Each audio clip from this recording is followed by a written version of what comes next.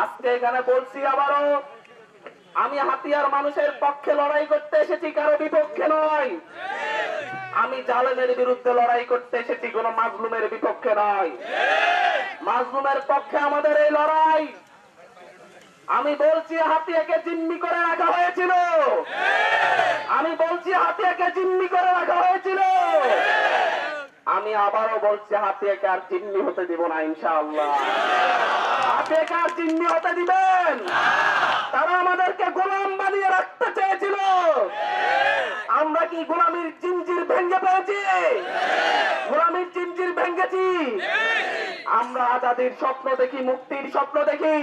হাতিয়ার যদি বদলাতে হয় সবাই ঐক্যবদ্ধ হতে হবে। হাত মুষ্টি করে দেখান, সবাই ঐক্যবদ্ধ হবেন ইনশাআল্লাহ।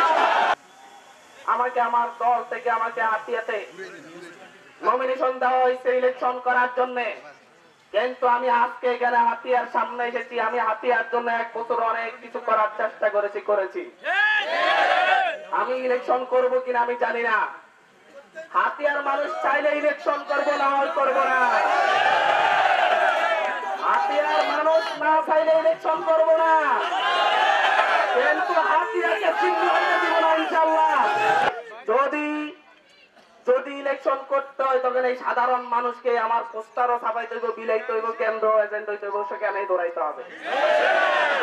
সুতরাং আমি হাতিয়া থেকে ঘুরে যাচ্ছি। আপনারা জানায়েন যদি আপনারা চান ইলেকশন করব, না হয় মৃত্যুর আগ পর্যন্ত।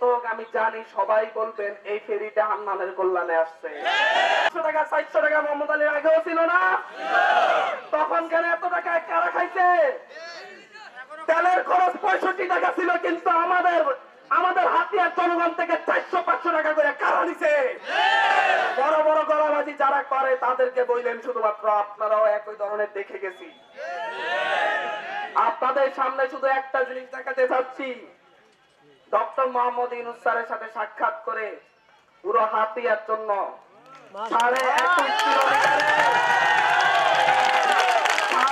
21 কিলোমিটারের স্থায়ী ব্রডবাদ এবং বেড়িবাঁধের প্রজেক্ট তৈরি করেছে। নিজেরা এমপি হওয়ার লড়াইয়ের চাইতে হাতিয়া বাঁচানোর লড়াই সবচাইতে বেশি করতে হবে।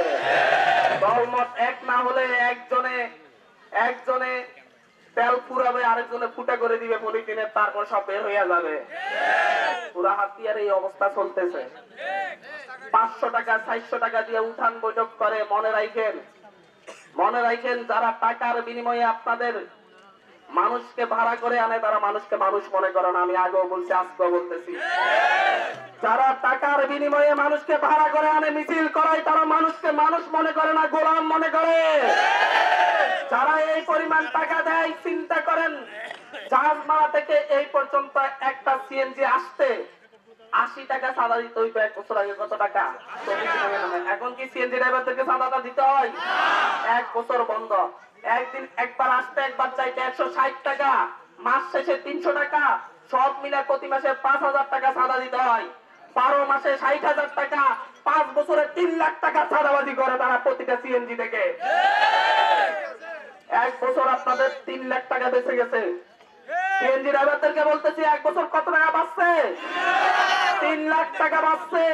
সুতরাং 500 টাকা 1000 টাকার বিনিময়ে যদি মিছিল স্লোগান দেন, পরে 5 বছরে প্রতি বছরে 1 বছরে 60,000 টাকা বাঁচছে। প্রতি বছর 60,000 টাকা করে আপনাদের থেকে নিয়ে যাবে তারা, এর বেশিও নিবে। সুতরাং হিসাব করেন। ধন্যবাদ।